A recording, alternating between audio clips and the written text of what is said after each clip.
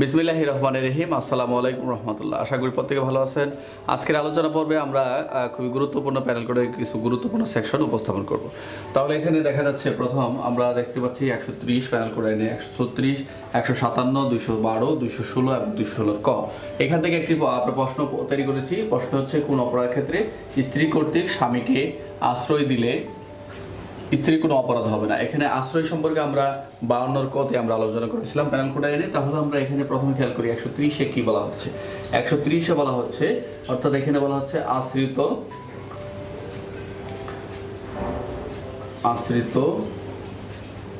স্বামী, অর্থাৎ আশ্রিত স্বামী যদি অর্থাৎ রাজবন্দী বা গৃহবন্দী হয়, যুদ্ধবন্দী,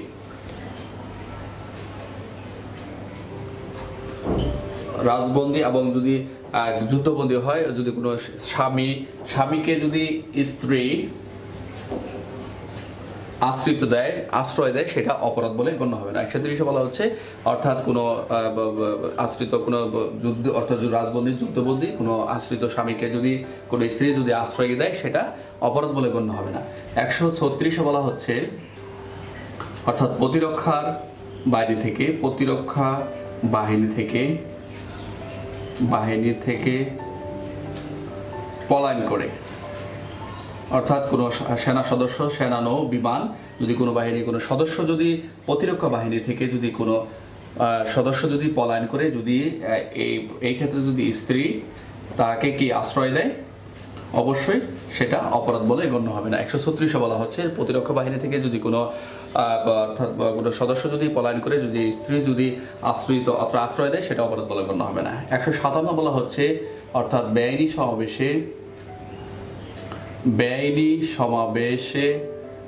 সমাবেশে যোগদান, ভাড়াটিয়া হওয়া,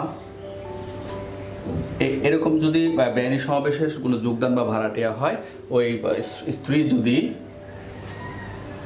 আশ্রয় দান করে কোনো স্বামীকে তাহলে সেটা অপরাধ বলে গণ্য হয় না। 157 বলা হচ্ছে যে স্বামীকে যদি স্ত্রী যদি আশ্রয় দেয় অর্থাৎ বেআইনি সমাবেশের ক্ষেত্রে যোগদান বা ভাড়াটিয়া হওয়ার পর তাকে যদি আশ্রয় দেয় তাহলে সেটা অপরাধ বলে গণ্য হবে না। 212 বলা হচ্ছে মৃত্যুদণ্ডে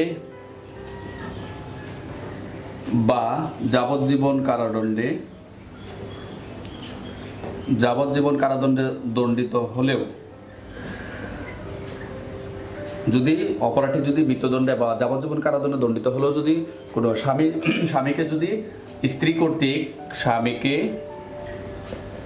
স্ত্রী যদি আশ্রিত দেয় তাহলে কি অপরাধ বলে গণ্য হবে না।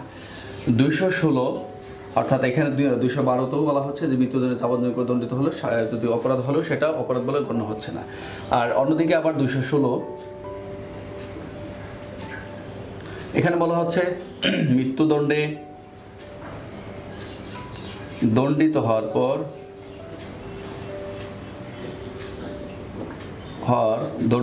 পর এখানে 216 বলা হচ্ছে মৃত্যুদণ্ডে বা যাবজ্জীবন কারাদণ্ড হওয়ার পর যদি হাজত থেকে পলায়ন করে, জেল হাজত থেকে পলায়ন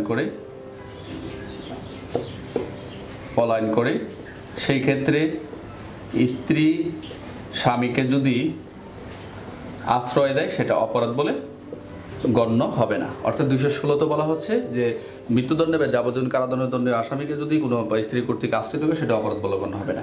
216 খুবই সহজ। দস্যু বা ডাকাতকেও যদি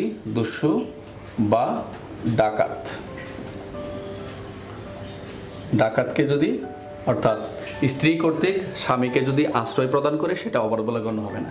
তার আমি একটি রিভিশন দিচ্ছি। 130 হচ্ছে এই প্রত্যেকটি সেকশনই, অর্থাৎ এখানে যদি স্বামী কর্তৃক অর্থাৎ স্ত্রী কর্তৃক অর্থাৎ স্বামীকে যদি আশ্রয় দেয় সেটা অপরাধ বলে গণ্য হবে না। 130 বলা হচ্ছে রাজবন্দী যুদ্ধবন্দী, 117 বিমান বাহিনী প্রতিরক্ষার বাহিনীর সদস্য হলে, 157 হচ্ছে বেআইনি সমাবেশের ক্ষেত্রে যদি আশ্রয় দেয়, 212 হচ্ছে মৃত্যুদণ্ডে বা যাবজ্জীবন কারাদণ্ডের ক্ষেত্রে যদি আশ্রয় দেয় সেটা অপরাধ হলেও অপরাধ বলে গণ্য হবে না।